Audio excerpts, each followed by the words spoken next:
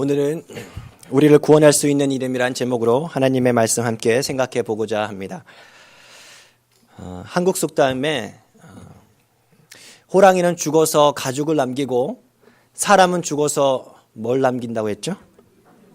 이름을 남긴다고 했습니다. 이렇게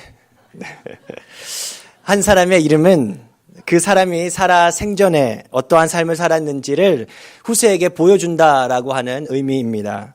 명예가 중요하니까 자신의 이름을 걸고 한 인생, 한 평생 잘 살라라는 그 교훈 아니겠습니까?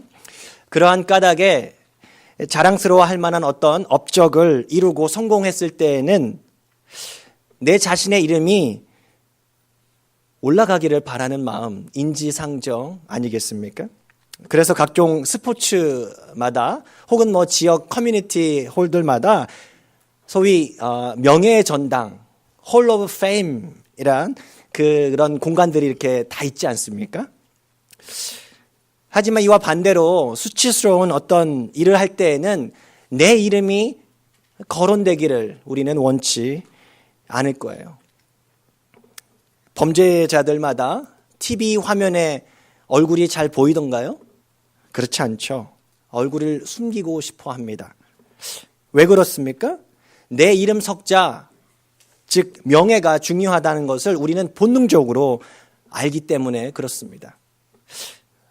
최근에 한국 뉴스를 들으면서 참 슬픈 소식들이 많은데 그 중에 하나가 한국의 전임 대통령이 재임 당시에 차명 계좌로 자신의 비자금을 키웠다라고 하는 그 뉴스가 계속해서 나오는데요.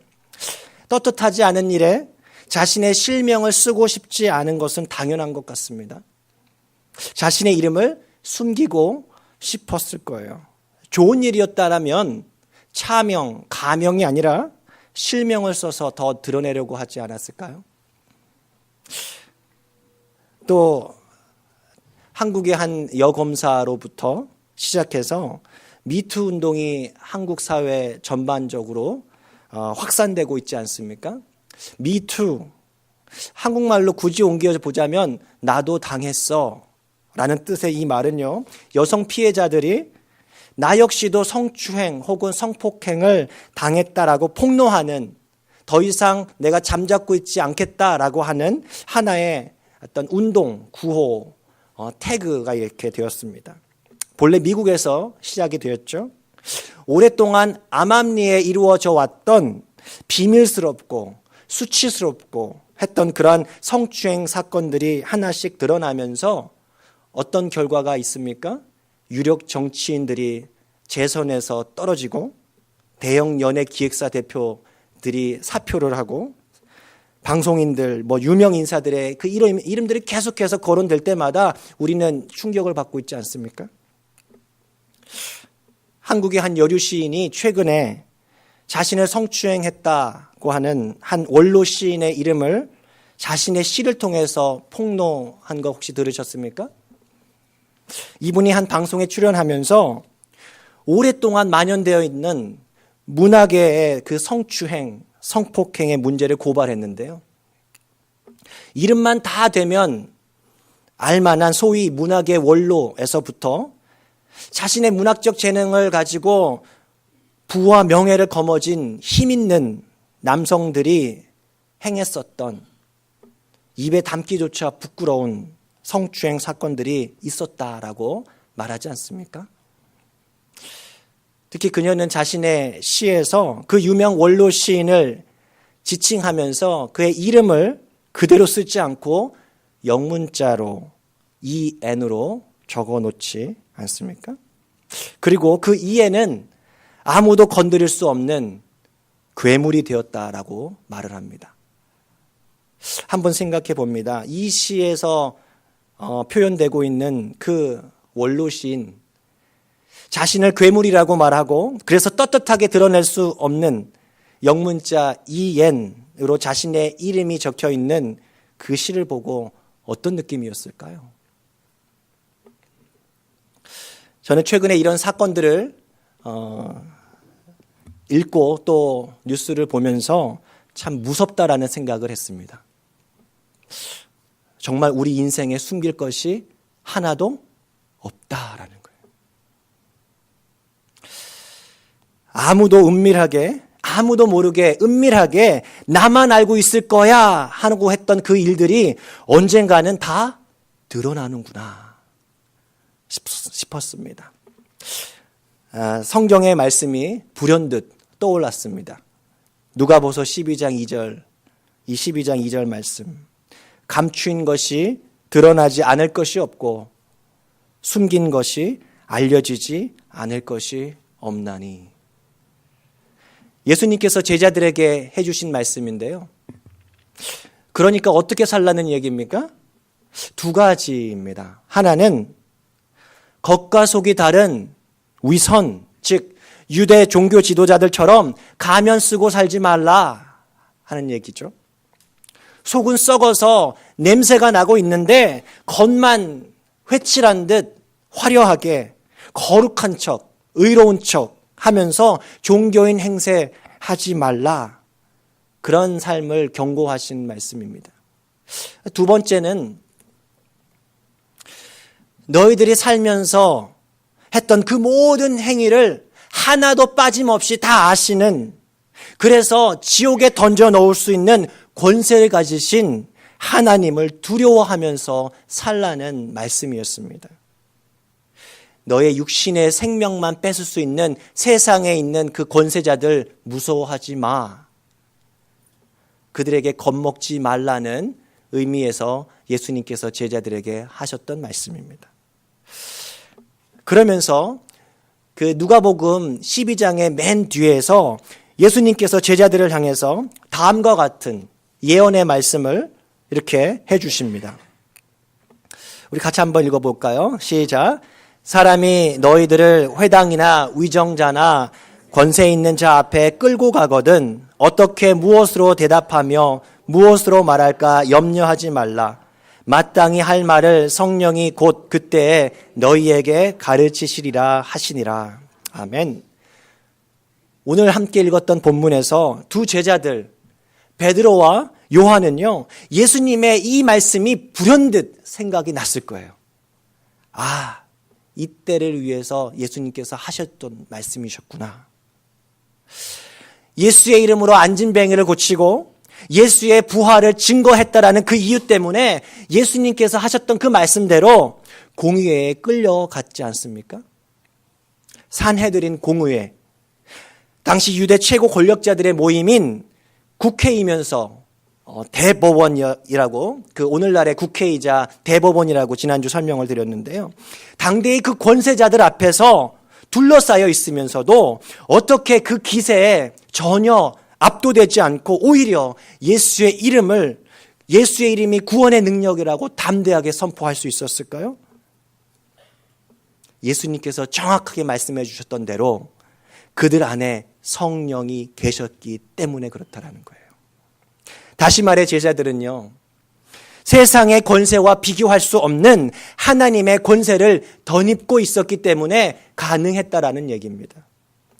오늘 말씀의 배경이 되는 구약의 시편 118편에서 다윗은요 이렇게 고백하는데요, 예수님께서 제자들에게 하셨던 말씀과 아주 비슷합니다.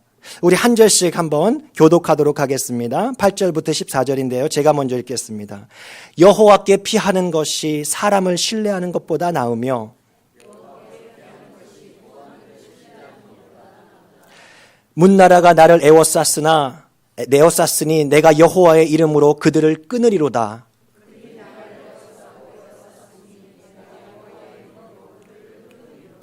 그들이 벌들처럼 나를 에워쌌으나 가시덤불에 불같이 타 없어졌나니 내가 여호와의 이름으로 그들을 끊으리로다.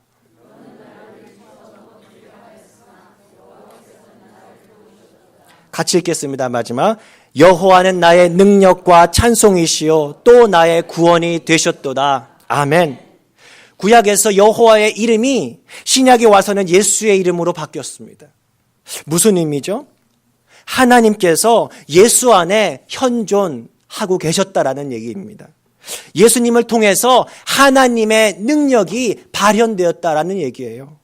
그리고 오늘 말씀처럼 성부 하나님, 성자 예수님과 동일하신 성령 하나님이 제자들과 함께 계셔서 안진뱅이를 일으키고 세상적으로 아무것도 가진 것 없는데 권세자들 에워싸이는 그 상황 가운데서도 그것을 끊을 수 있는 구원의 능력을 베풀어 주셨다라는 의미예요. 오늘 이 시간 우리 가운데 그 동일하신 성령 하나님이 우리 마음 가운데 충만할 줄로 믿습니다. 그래서 우리가 예수의 이름의 능력으로 우리 안에도 그 성령 충만한 삶을 살아갈 수 있는 것이에요. 여러분, 인생의 어려운 문제 봉착할 때마다 도저히 내 힘으로 헤어나오지 못할 때가 있습니다. 그럴 때마다 오늘 말씀은 어떻게 가르쳐 줍니까? 사람 너무 신뢰하지 말고요. 세상적으로 능력이 있다거나 혹은 높은 지위를 가진 사람 너무 신뢰하지 말고요. 우리를 능히 구원해 줄 수 있는 이름, 예수의 이름을 의지하는 우리가 될 수 있기를 바랍니다. 여러분, 이런 찬양 있지 않습니까? 예수 이름 높이세, 능력의 그 이름, 예수 이름 높이세, 구원의 그 이름, 예수 이름을 부르는 자, 예수 이름을 믿는 자, 예수 이름 앞에 나오는 자 복이 있도다. 아멘. 하는 사람이 별로 없네요. 네, 우리 참 좋은 찬양들 많이 있는데 우리 앞으로도 계속해서 이 찬양들 많이 나눴으면 좋겠어요. 예수의 이름이 능력이 되는 줄로 믿습니다. 오늘 말씀은요, 구원에 관한 우리 인생의 정말 중요한 세 가지 질문에 대해서 답을 가르쳐주고 있습니다. 저랑 함께 살펴보기 원하는데요. 첫 번째 질문은 이것입니다. 구원이란 무엇인가? 여러분, 구원이 뭐죠? 오늘 말씀에서 사내들인 회원들이 이렇게 신문합니다. 너희가 무슨 권세와 누구의 이름으로 이 일을 행하였느냐? 너희들이 누군데 이 일을 행했다는 거예요. 40년 동안 안진뱅이로 살았던 그 병자를 고친 것이 어떻게 가능했느냐라는 거죠. 베드로가 근데 이렇게 대답을 합니다. 들어보십시오. 만일 병자에게 행한 착한 일에 대하여 이 사람이 어떻게 구원을 받았느냐고 오늘 우리에게 질문한다면, 여러분, 베드로가 뭐라고요? 구원이 뭐라고 얘기합니까? 병자가 고침을 받는 것, 그것이 구원이라는 거예요. 육체의 질병이 치유되는 것이 구원이다라는 거예요. 성경에서 말하는 구원의 첫 번째 의미는 이것입니다. 그럼 두 번째 의미가 뭘까요? 여러분, 우리가 잘 아는 말씀 중에 하나님의 사자가 요셉을, 예수님의 그 마리아의 남편 요셉을 찾아와서 이렇게 얘기하지 않습니까? 아들을 낳으리니 이름을 예수라 하라. 이는 그가 자기 백성을 그들의 뭐에서? 죄에서 구원할 자이심이라 하셨습니다. 예수님께서 인간을 죄에서 구원하실 거라는 거예요. 즉 영적인 구원을 베푸실 것이라는 뜻입니다. 다시 말해서 죄로 인해서 영적으로 불구가 되어서 죽을 수밖에 없는 인생, 소망이 끊어진 인간을 회복시키는 것 역시도 구원이다라는 의미입니다. 구원은 뭐라고요? 이렇게 육체와 영혼의 질병이 치유되고 회복되는 것이 구원입니다. 그러면 여기서 두 번째 질문을 하게 됩니다. 아주 중요한 질문인데요. 어떻게 예수의 이름에만 구원이 있는가? 여러분, 예수의 이름에만 구원이 있음을 믿으십니까? 사도들의 설교를 통해서 우리는 힌트를 얻을 수 있습니다. 사도행전 4장 10절입니다. 너희와 모든 이스라엘 백성들은 알라. 너희가 십자가에 못 박고 하나님이 죽은 자 가운데서 살리신 나사렛 예수 그리스도의 이름으로 이 사람이 건강하게 되어 너희 앞에 섰느니라. 오순절 제자들이 성령을 받아서 온 세상의 언어로 방언을 말할 때 이를 보고 놀랍게 여겼던 사람들 앞에서도 베드로는요, 오늘 이야기했던 것과 동일한 주제의 말씀을 선포합니다. 너희가 법 없는 자들의 손을 빌려서 못 박아 죽였으나 예수를 죽였다라는 얘기죠. 하나님께서 그를 사망의 고통에서 풀어 살리셨다. 안진뱅이가 일어나는 기적을 보고 깜짝 놀란 사람들 앞에서도, 오늘 말씀에서 사내들인 공의회 앞에서도 앞으로 계속해서 베드로와 사도들은요, 장소가 바뀌고 대상이 바뀌어도 동일하게 같은 메시지를 선포합니다. 너희가 나사렛 예수를 십자가에 못 박아 죽였으나 하나님이 그를 죽은 자 가운데서 다시 살려내셨다. 무슨 얘기죠? 예수가 부활했다라는 얘기입니다. 사도행전에서 계속해서 반복되어 나타나고 있는 사도들의 설교의 핵심은 바로 이것입니다. 예수가 부활하셨다. 무슨 얘기입니까? 죽음의 권세를 깨뜨리신 분이 이 세상에 예수밖에 없기 때문에, 예수의 이름에만 우리를 구원할 수 있는 능력이 있다라는 의미입니다. 영원한 생명이신 그 분께서만 영적으로 죽어있는 우리 사람들에게 영원한 생명을 주실 수 있다라는 말씀입니다. 여러분, 예수의 부활이 모든 생명의, 모든 인류의 소망인 줄로 믿습니다. 당시 말씀을 전했던 제자들도, 말씀을 들었던 공의회 위원들도, 그리고 2000년이 지난 오늘 말씀을 듣고 있는 우리 모두에게도 이 예수의 부활하신 이름만이 구원의, 그 이름 안에서만 구원의 소망을 찾을 수 있다라는 말씀이에요. 그래서 제자들이 이렇게 담대하게 선포할 수 있었습니다. 4장 12절 말씀. 다른 이로서는 구원을 받을 수 없나니 천하 사람 중에 구원을 받을 만한 다른 이름을 우리에게 주신 일이 없음이라 하였더라. 그렇다면 오늘 세 번째 질문을 해야만 합니다. 왜 오늘 말씀에서 그들은 구원의 이름 예수를 버렸는가? 4장 11절 말씀 같이 읽겠습니다. 시작. 이 예수는 너희 건축자들의 버린 돌로서 집 모퉁이의 머릿돌이 되었느니라. 사람들이 유일한 구원의 이름 예수를 버렸던 이유는요, 두 가지 때문이었습니다. 그 첫 번째는요, 그들의 교만 때문이었습니다. 그들은 어떤 사람인가? 그들은요, 자신의 인생이라고 하는 그 집을 스스로 건축할 수 있다라고 생각했던, 말하자면 자기 인생의 전문 건축자들이었어요. 무슨 말입니까? 5절 6절 말씀 우리 한번 한 절씩 읽겠습니다. 이튿날 관리들과 장로들과 서기관들이 예루살렘에 모였는데,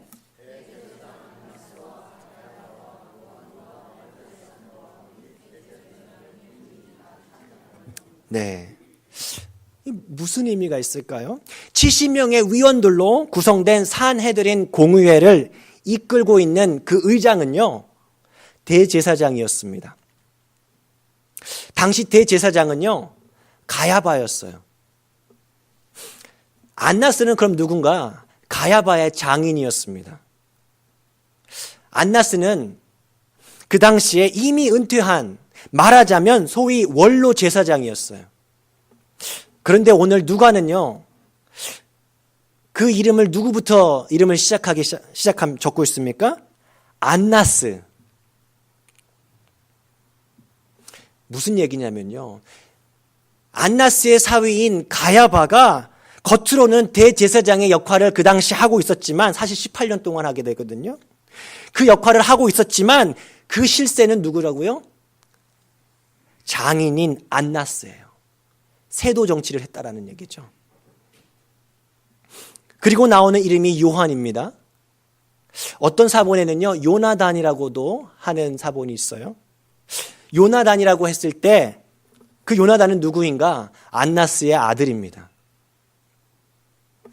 가야바를 이어서 대제사장이 되는 사람이에요. 알렉산더도 자세한 기록은 없지만 오늘 말씀에 보니까 그 이름 역시 누가는 뭐라고요? 안나스 가문 패밀리라고 소개하고 있지 않습니까? 무슨 뜻이죠? 안나스라고 하는 그 이름의 가문은요, 거의 반세기에 걸쳐서 아들과 본인과 사위를 내세워서 대제사장직을 독점하고 있는 명실공히 유대의 최고 권력자 집안이라는 의미예요. 가히 후대에 안나스라고 하는 그 이름을 남길 만한 지위와 권력을 가졌던 그 집안이 바로 안나스 가문이었습니다. 남부러울 것 없죠. 두려울 것 하나도 없었습니다. 그런데 예수란 사람이 와서 소란을 피워서 그 예수를 제거했더니 이제는 또 예수의 이름으로 제자들이 나타나서 기적을 일으킨다고 하는 거예요. 사람들에게 예수의 이름을 선포하니까 사람들이 우르르 몰려가는 거예요. 그러니까 이 사람들이 어떻게 느꼈습니까? 위기감을 느꼈어요. 예수의 이름을 인정한다는 것은요, 자신이 평생 동안 쌓아왔었던 가문의 이름에 먹칠을 하는 그러한 일이었어요. 자신이 그 기득권, 그것이 붕괴될 것 같아서 무서웠습니다. 그래서 어떻게 선택하죠? 먼저는 예수를 제거했고요. 그리고 이제 어떻게 합니까?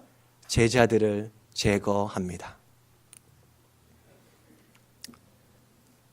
스스로가 자기 인생의 집을 세우는 건축 전문가라고 생각하는 사람들은요, 예수를 인정하는 것이 무척이나 어렵습니다.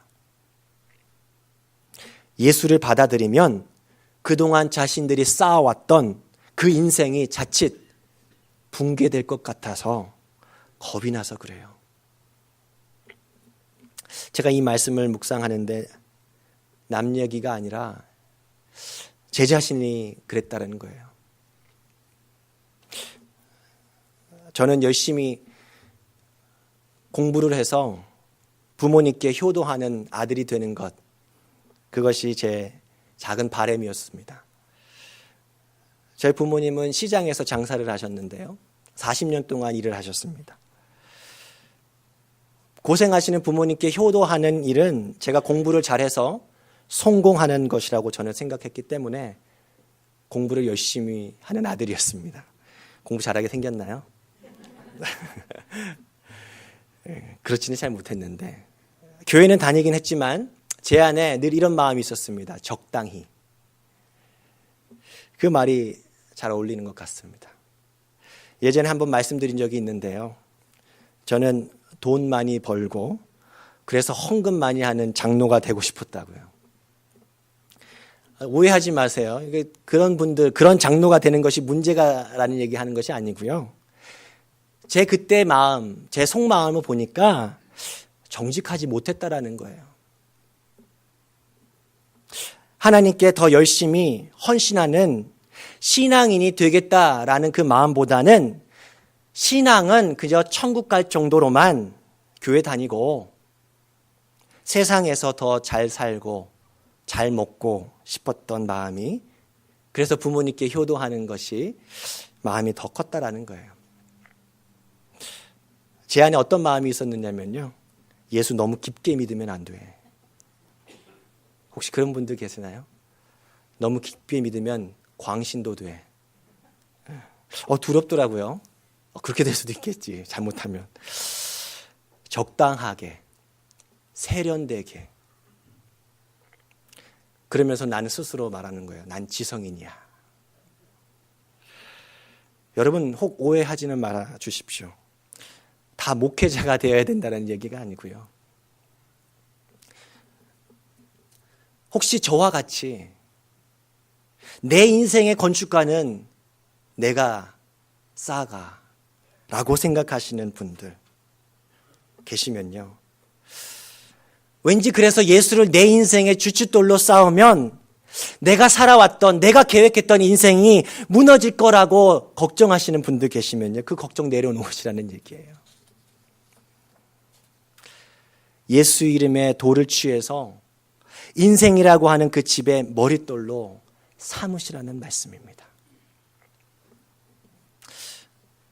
저 같은 사람도, 세상적으로 잘날 것 하나 없는 저 같은 사람도 이렇게 매주 여러분들 앞에서 토요일마다 죽을 듯이 말씀 준비하면서도 그렇게 했는데도 이렇게 준비 부족해서 부족한 대로 하나님 말씀 전한다고 서 있지 않습니까? 그러면서 저는 돌아볼 때마다 참 신기합니다. 나 같은 사람도 하나님께서 쓰시나? 나 같은 사람도 하나님께서 조금씩 변화를 시켜주시는가? 저는 제가 지금 쌓아가고 있는 그 삶이 영원한 가치가 있는 삶인 줄을 믿습니다. 여러분, 혹시 여러분들 중에서는 저를 보고 별로 도전이 안 되시는 분들도 계시는 줄로 압니다. 그런 분들은요, 오늘 말씀의 베드로를 보세요. 당시 대제사장 안나스란 이름의 그 가문에 비해서 세상적으로는 전혀 보잘것없는 베드로란 이름 아니었습니까? 예수란 이름을 자기 인생의 머릿돌로 삼아서 자신의 인생의 집을 쌓아 올렸던 그 베드로의 인생이 2000년이 지나니까 어떻게 달라집니까? 물고기를 낚는 갈릴리 시골 어부 그 출신에서 사람을 낚는 어부, 위대한 사도로 세상을 바꾸어 놓는 예수의 수제자란 이름으로 남기지 않습니까? 여러분, 이거예요. 영원한 생명의 이름을 남기는 거예요. 그에 비해서 안나스는요, 당시 세상적으로 보면 베드로보다 성공한 자신의 인생을 쌓아 올린 그 이름 같지만 그 이름 어떻게 남았죠? 예수를 십자가에 죽인 가문. 예수를 거부했던 가문으로 영원히 그 이름이 남지 않습니까? 여러분, 예수를 인생의 머릿돌로 삼아 세워갈 때 우리의 인생의 집은 예수님으로 말미암아 영원하게 될 줄로 믿습니다. 여러분, 우리의 이름이 그렇게 하나님의 나라에 Hall of Fame, 명예의 전당에 영원히 기록되는 줄로 믿습니다. 사람들이 예수를 버렸던 이유가 또 한 가지 있습니다. 첫 번째는 자신의 교만 때문에 예수를 받아들이지 않았다고 했잖아요. 두 번째는 이것입니다. 예수님의 모습 자체가 별로 매력적이지가 않았어요. 볼품이 없었기 때문에 그렇습니다. 이사야서 53장 2절 말씀, 3절 말씀, 우리 한 절씩 읽어보겠습니다. 제가 먼저 읽습니다. 그는 주 앞에서 자라나기를 연한 순 같고 마른 땅에서 나온 뿌리 같아서 고운 모양도 없고 풍채도 없은즉 우리가 보기에 흠모할 만한 아름다운 것이 없도다.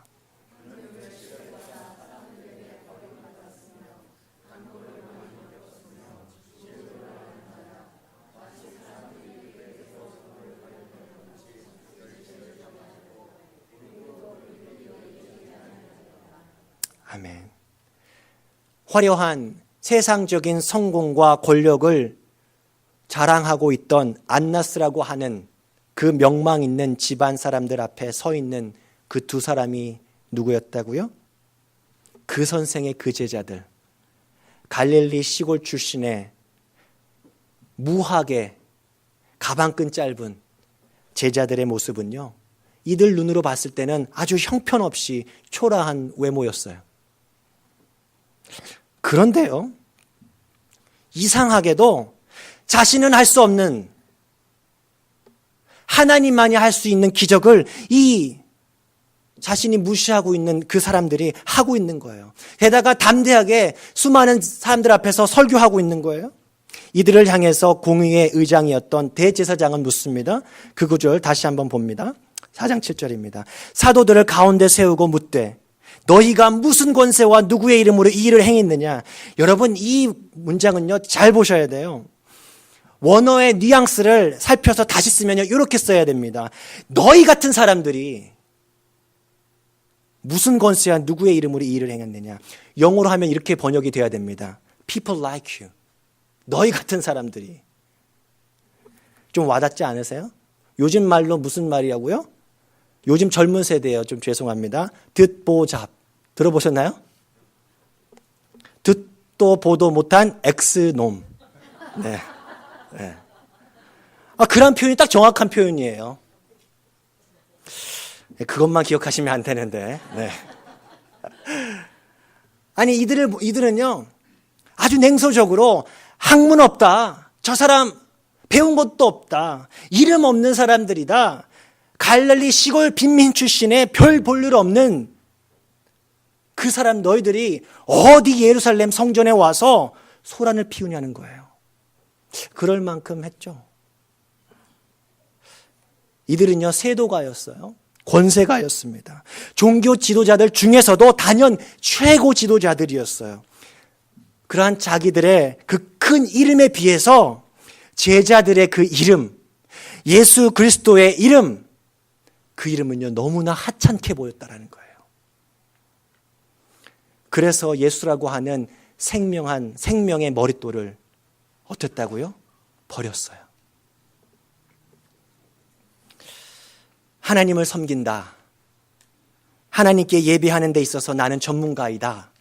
라고 자처하던 당시의 종교 지도자들은요, 정작 하나님의 아들로 오셔서 하나님의 말씀을 선포하고 하나님의 능력의 삶을 보여주셨던 예수 그리스도를 보는 눈이 없었다라는 얘기예요. 겉은 허름하지만, 겉모습은 보잘것없지만 제자들을 통해서 생생하게 보여주었던 하나님의 아들의 모습을 보지 못했다라는 이야기입니다. 왜 그렇죠? 여러분, 왜 못 보시죠? 세상적인 성공에 취해 있기 때문에 그렇습니다.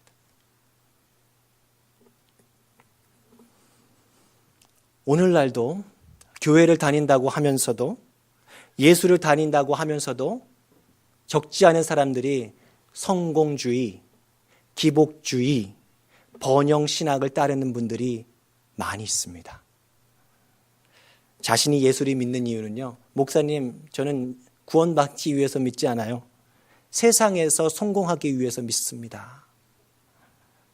자신의 욕망을 위해서 예수의 이름을 도용합니다. 그것이 신실한 믿음이라고 착각합니다. 여러분, 예전에는요, 이런 유의 기복주의 신학, 번영신학이 아주 잘 통했습니다. 왜 그랬죠? 한국이 가난했기 때문에. 교회에 나오면 잘 살 수 있는 그 소망 하나 붙들고 열심히 신앙생활 하지 않았습니까? 그런데요, 오늘은요, 정반대가 되었더라고요.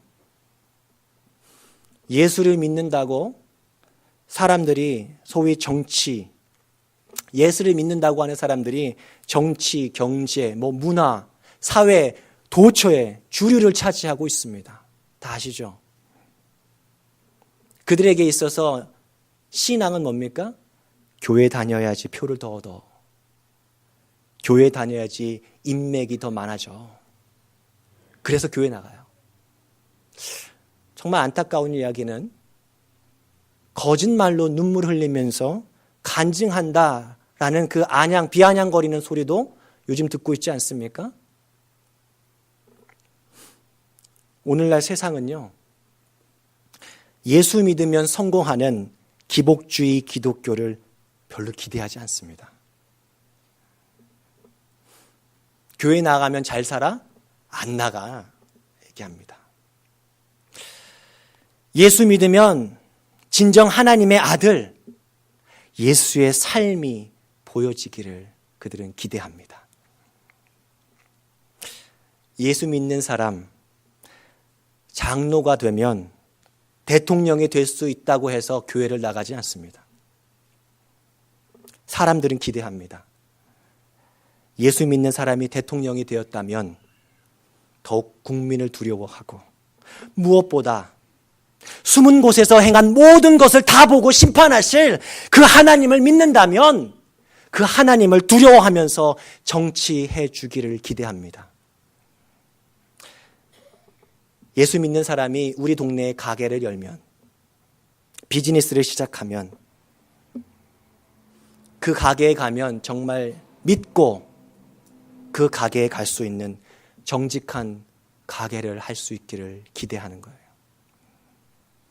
예수 믿는 사람이 누군가를 치료하는 의사가 된다면 한 사람을 천하보다 귀하게 여긴다고 하는 그 말씀대로 하나님의 말씀으로 의료해서 누구나가 믿고 몸을 맡길 수 있는 그 사랑받는 의사가 되는 거예요.